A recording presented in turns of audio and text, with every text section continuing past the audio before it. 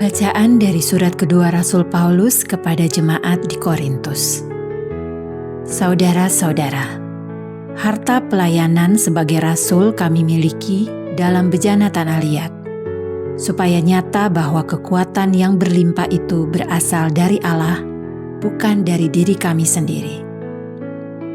Dalam segala hal, kami ditindas, namun tidak terhimpit. Kami habis akal, namun tidak putus asa. Kami dianiaya, namun tidak ditinggalkan sendirian. Kami dihempas, namun tidak binasa. Kami senantiasa membawa kematian Yesus di dalam tubuh kami, supaya kehidupan Yesus juga menjadi nyata di dalam tubuh kami. Sebab kami yang masih hidup ini terus-menerus diserahkan kepada maut demi Yesus, supaya juga hidup Yesus menjadi nyata dalam tubuh kami yang fana ini. Demikianlah maut giat di dalam diri kami, sedangkan hidup giat di dalam kamu. Namun kami memiliki roh iman yang sama. Seperti ada tertulis, "Aku percaya, sebab itu aku berbicara." Karena kami pun percaya, maka kami juga berbicara. Karena kami tahu bahwa Allah yang telah membangkitkan Tuhan Yesus akan membangkitkan kami juga bersama-sama dengan Yesus.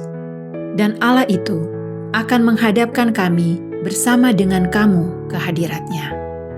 Sebab semuanya itu terjadi demi kamu, supaya kasih karunia yang semakin besar karena semakin banyaknya orang yang menjadi percaya, menghasilkan ucapan syukur semakin melimpah bagi kemuliaan Allah. Demikianlah sabda Tuhan. Syukur kepada Allah.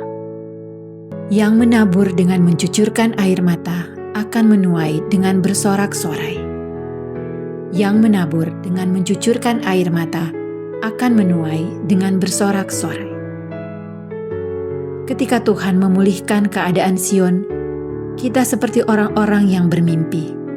Pada waktu itu, mulut kita penuh dengan tawa ria dan lidah kita dengan sorak-sorai. Yang menabur dengan mencucurkan air mata akan menuai dengan bersorak-sorai. Pada waktu itu berkatalah orang di antara bangsa-bangsa, "Tuhan telah melakukan perkara besar kepada orang-orang ini. Tuhan telah melakukan perkara besar kepada kita, maka kita bersukacita." Yang menabur dengan mencucurkan air mata akan menuai dengan bersorak-sorai. Pulihkanlah keadaan kami ya Tuhan, seperti memulihkan batang air kering di tanah Negeb. Orang-orang yang menabur dengan mencucurkan air mata akan menuai dengan bersorak-sorai. Yang menabur dengan mencucurkan air mata akan menuai dengan bersorak-sorai. Injil Suci menurut Matius. Dimuliakanlah Tuhan. Sekali peristiwa, menjelang kepergian Yesus ke Yerusalem, datanglah ibu Zebedeus serta anak-anaknya kepada Yesus, lalu sujud di hadapannya untuk meminta sesuatu. Kata Yesus, "Apa yang kau kehendaki?" Jawab ibu itu, "Berilah perintah, supaya kedua anakku ini kelak boleh duduk di dalam kerajaan-Mu, yang seorang di sebelah kanan-Mu, dan yang seorang lagi di sebelah kiri-Mu." Tetapi Yesus menjawab, "Kamu tidak tahu apa yang kamu minta. Dapatkah kamu meminum cawan yang harus kuminum?" Kata mereka kepadanya, "Kami dapat." Yesus berkata kepada mereka, "Cawanku memang akan kamu minum, tetapi hal duduk di sebelah kananku atau di sebelah kiriku, aku tidak berhak memberikannya. Itu akan diberikan kepada orang-orang bagi siapa Bapa-Ku telah menyediakannya."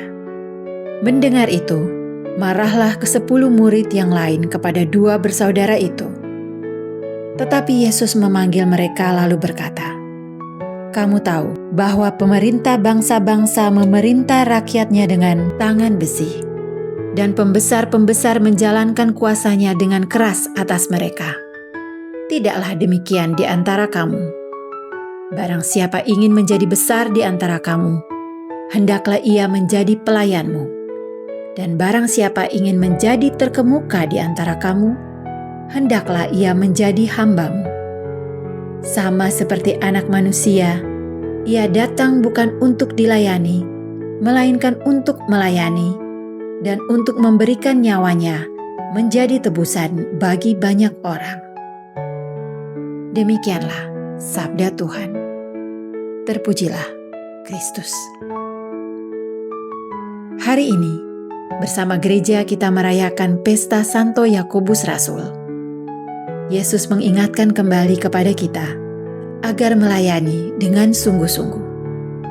Ibu Zebedeus tidak mengerti apa yang menjadi kegelisahannya ketika mau mengikuti Yesus.